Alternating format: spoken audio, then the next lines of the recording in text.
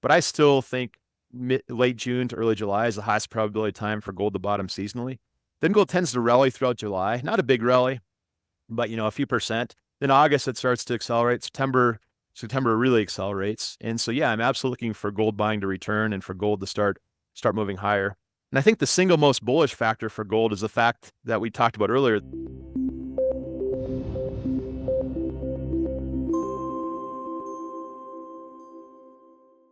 Adam Hamilton, how are you? Doing great, Andy. How are you this morning? Doing great. Just wanted to have you on. I saw the article first come out on 321 Gold about the gold summer doldrums, as you titled it. I did expect that, and lo and behold, your article came out, which was very fitting. So, yeah, let's talk about the article and what your expectations are in the gold market and in the junior gold market and the equities market. Yeah, of course. The summer doldrums are really interesting. Most of the time throughout the calendar year, gold has recurring demand factors from around the world. And a lot of them are well known. For instance, in late July, August, even into early September, there's Asian harvest. Like particularly Indian farmers, they figure out how many crops they raise during the year and how much they can sell them for and how much surplus income they generated for all their hard work. So they tend to buy some physical gold to save part of their savings. The Chinese do that as well. Next comes Indian wedding season, September, October. There's a bunch of Indian festivals, and the Indian culture believes it's auspicious to get married. It can increase the odds of successful, lucky marriage. I mean, who wouldn't want that in their lives? Then comes the holidays in the West, Christmas.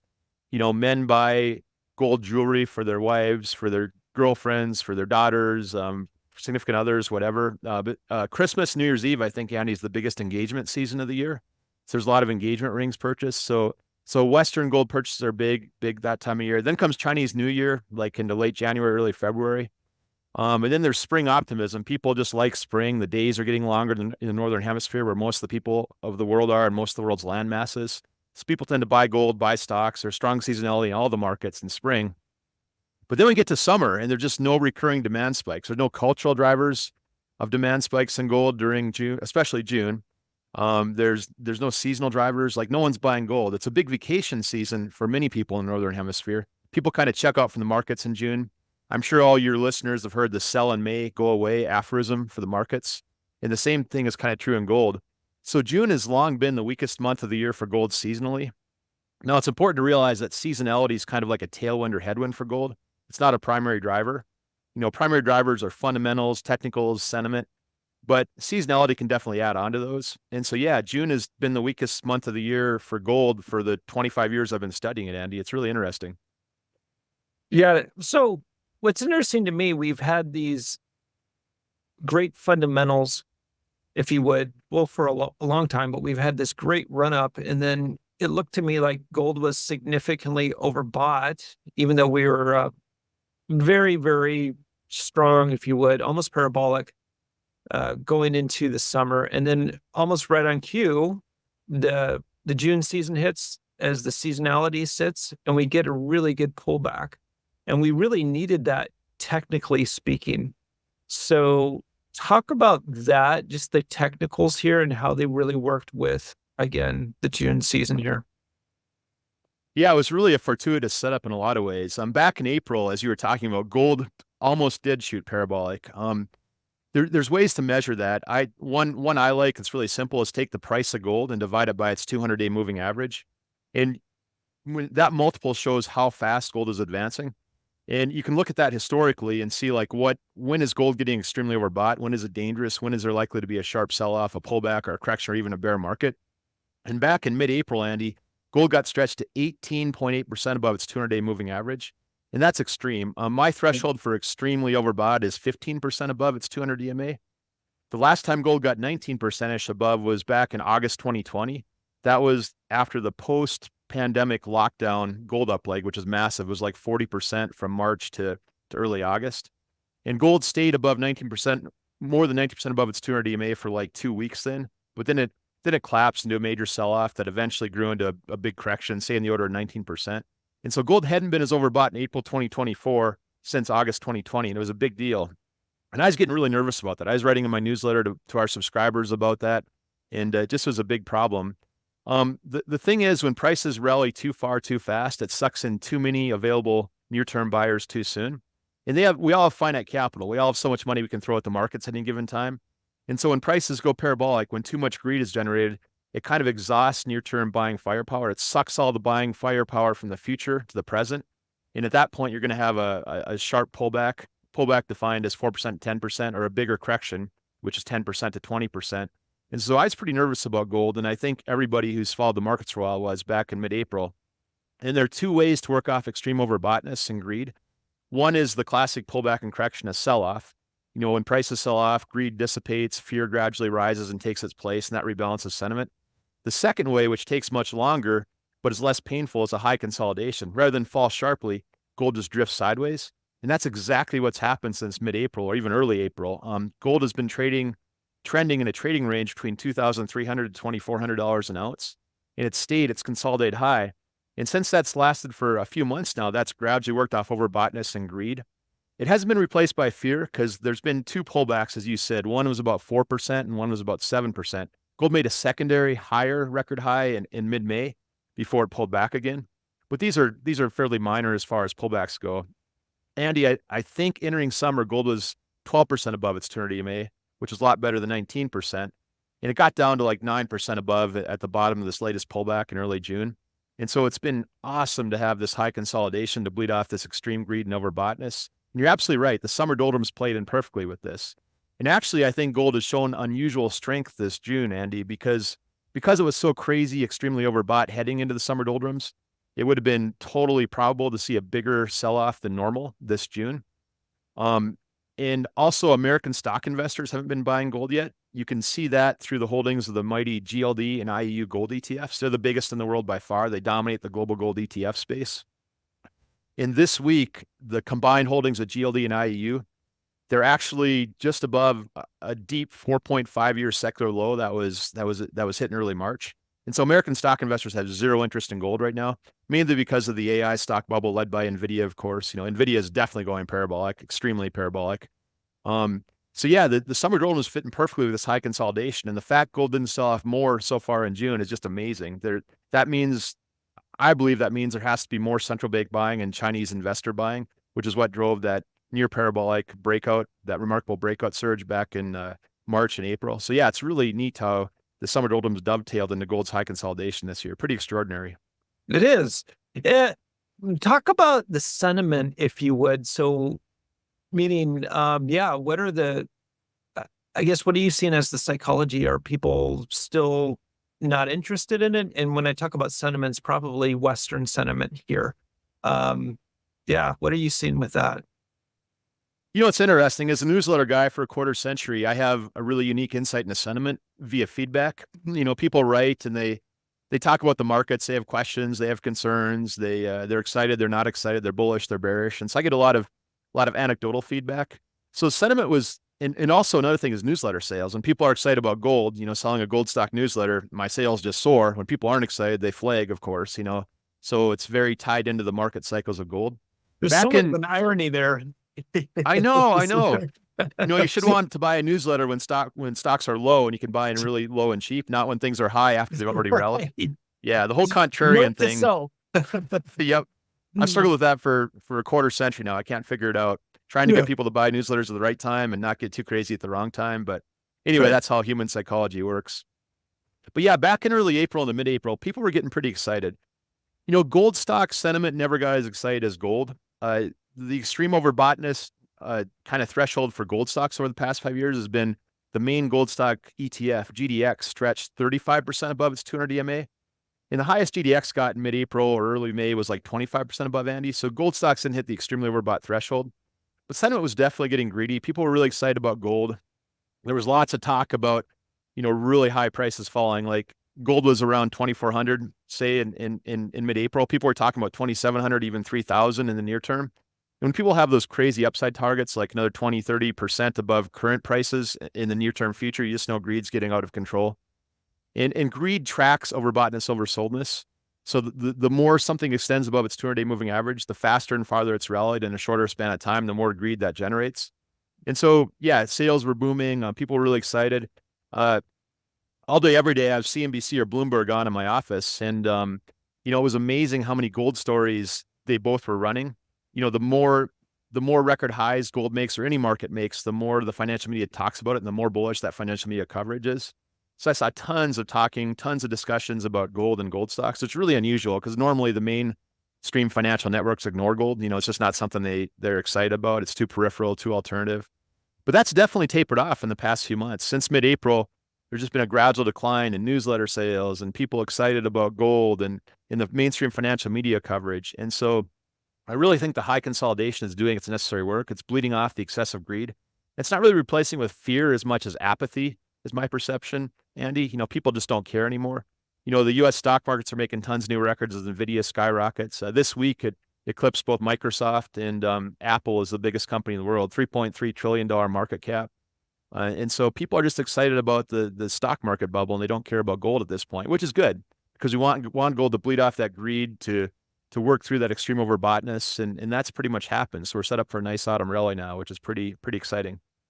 And that was my next question then, is that what you're looking for then? It's just a continued consolidation here through the summer and then going into the fall, getting a good significant rally then again. That's exactly what I expect, Andy. Absolutely.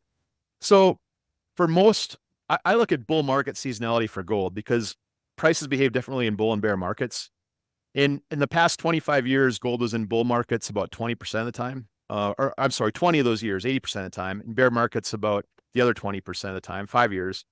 And so during the past 20 years of the past 25 when gold was in bull markets, for the vast majority of that span, gold tended to bottom seasonally in late June to early July. So we're looking at the last week in June, maybe into the 4th of July type time frame for gold to bottom.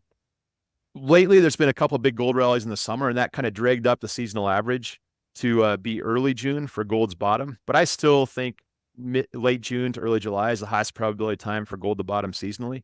Then gold tends to rally throughout July, not a big rally, but a few percent. Then August, it starts to accelerate. September really accelerates. And so, yeah, I'm absolutely looking for gold buying to return and for gold to start moving higher. And I think the single most bullish factor for gold is the fact that we talked about earlier that American stock investors have done no noticeable allocations to gold at all. I know a ton of portfolio managers after being in this business a long time, and the highest allocation of gold and gold stocks I'm aware of, and these are people who are aware of my work, so they're more receptive to gold than the average portfolio manager. I know one guy has like 2% of his clients' portfolios in gold and gold stocks. It's so low. And if you take the market capitalization of the gold bullion holdings of GLD and IAU, just the total value of those, and divide that by the market capitalization of all 500 S&P 500 stocks, you get like an implied portfolio allocation of gold from American stock investors of on the order of 0.4, 0.5%. So gold investment's nothing right now. So I think it's almost certain at some point that American stock investors will get excited about gold and start chasing it. And that could start happening as soon as the next few months and really amplify gold's coming autumn and then winter rallies after that. Yeah, I think gold has huge upside potential since everybody isn't fully into this amazing upleg yet. Got it. So I don't want to give away too much of your secret sauce. We'll save that for your subscribers. But I would like to just ask: is you're looking to accumulate then on weakness, a continued weakness here through the summer doldrums? That you would say that would be a good strategy, just to paraphrase. Right? Yeah, absolutely. So what we've been doing on the trading front, we have 2 newsletters, a monthly and a weekly, and I have trading books in both. And we ratcheted up our trailing stop losses in those gold stock trades when gold got extremely overbought back in April. And that most of our positions, like 3/4 of our positions, were able to weather this high consolidation without getting stopped out. But about a quarter of our trades got stopped out at big realized gains, which is always great. I'm always happy to realize big gains. But I've been waiting for a couple months to reallocate into those positions. So we've been sitting in cash just in the stopped out trades. And I was always kind of waiting for this late June, early July timeframe. I just wrote in our weekly yesterday that we're probably going to start reallocating to refill our trading books next week or the week after. And so I've been researching gold stocks, trying to figure out what to buy for this next round. But yeah, I think this coming period, the next couple of weeks, is probably the best seasonal buying opportunity probability wise. Once again, seasonals are tailwinds and headwinds. They're not primary drivers. Some big news could happen that could really push gold sharply lower or higher that we're not aware of. But from an averages standpoint, the next couple of weeks should be the best time of the summer to add to gold stock positions. Absolutely. Got it. And are you looking at the bigger names or the ETFs or the smaller names? And certainly don't name drop, but I'm just curious about, I guess, the scale. What are you most interested in? I've never been an ETF guy. The ETFs are fine if someone just wants to make a small allocation of gold stocks, doesn't want to put in the time and effort to figure out individual gold stocks. There's lots of problems with the bigger gold stocks, Andy. The larger the gold stock, the bigger their mining base, the harder it is to grow production. And production growth is prized above everything else by investors around the world. And so there's this class of gold miners called the super majors, say over 2 million ounces a year, just massive. And they've been struggling with depletion for decades. They just can't overcome it unless they acquire other companies, which costs a ton of money for their shareholders. And like GDX is dominated by the super majors, which I call deadweight. They're almost half of its market capitalization. They don't rally much when gold rallies because they're so big. They have large market capitalizations, those huge production bases. I prefer mid-tier and junior gold miners. That's what we specialize in at Zeal. And so I'm looking for smaller gold miners. Mid-tiers are defined as 300,000 to 1 million ounces a year production. And the lower in that scale, the more growth opportunities they have. These companies are very able to grow their production consistently by adding a new mine. They usually have several mines compared to dozens for the super majors. Their mines are usually picked to operate at lower costs. They're more focused on them. They're more profitable because they're lower costs. So yeah, I would recommend juniors and mid tiers if your viewers have the opportunity to do a little bit of research on them. But if they don't, GDX is fine. GDXJ, which is called the Junior Gold Miners ETF, is way superior to GDX. It's actually a mid-tier gold miners ETF technically because there's very few juniors in its holdings. But that kicks out the deadweight super majors that really hold GDX back. And so GDXJ is probably the best single gold stock investment that people can make if they want to buy individual stocks. We have a portfolio of 10 individual gold stocks in our monthly newsletter and 20 in our weekly newsletter. And we trade those as gold goes up and down, try to ride the cycles. But yeah, GDXJ is fine as a substitute if people don't want to do that homework. Got it. Talk to me just briefly here about silver. Silver, it looks like, is following gold as it should. We've had just in the last week or 2 weeks a good sell-off again, and that's a very healthy and something that I've been looking for. But yeah, talk to me about silver, what you're looking for here going into the summer doldrums and going into the fall. Well, silver's been amazing. You were talking about sentiment earlier, Andy, and I think of silver as a gold sentiment gauge. Traders tend to buy silver when gold is already rallying. And so silver tends to amplify gold moves both up and down. And I talked about American stock investors, GLD and IAU share buying being a big driver of gold normally when the Chinese and central banks aren't playing like they are now, which is awesome. But the other two main drivers of gold normally are speculators covering silver futures shorts they have, and then speculators covering gold futures shorts and speculators buying gold futures longs. So gold futures trading is a major driver of gold, but it's also a major driver of silver. The futures market allows speculators to have just incredible leverage. To gold, it's not uncommon to have 25, 30 times leverage to gold and gold futures. And silver is driven by silver futures trading as well. And the thing that's about silver is really interesting is silver just shot up, way outpaced gold, and people were really excited about it. And that was a reflection of the positive, the euphoric almost sentiment in gold. But silver futures got to extreme positions. Like the silver futures longs were the highest seen in many years. I don't have the number on top of my head, but say 3 or 4 years, a high in silver futures longs. And those silver futures traders, just like gold futures traders, they have finite capital firepower. They'd pretty much exhausted their buying firepower based on their historical trading ranges. And so silver was really overbought. It was the silver futures guys had bought about as much as they possibly could. And so silver was due for a sharper sell-off than gold. And I warned our subscribers about that 6 or 8 weeks ago. And that's what's happened during the doldrums. Silver's corrected more than gold has. I don't have the exact number for you, but it's down a lot. But that's worked off a lot of the excessive silver futures long positions. It's worked off the silver overboughtness and the greed. And so I think silver, once again, once we get through this high consolidation, this pullback stage, silver should once again outpace gold in July and August and September. And so yeah, I'm really, really positive, really bullish about silver. One more thing about silver. I was just looking this morning. Over my shoulder here, there's a spreadsheet of a bunch of market data. And interestingly, we talked about GLD and IEU holdings being near a 4.5-year low, just absolutely terrible. No one wants it. Well, the silver ETF, SLV, that's seen huge buying in June, meaning that as silver futures traders were selling their silver futures, American stock investors are buying SLV, which is a really encouraging sign. Silver's been weak this month, and so I'm really surprised to see big builds in SLV this month. I don't know what to make of it yet, but I find it really fascinating. That is interesting. So, well, let's land the plane here. If give us some final thoughts here going, and I'd love to have you on again towards in the fall sometime.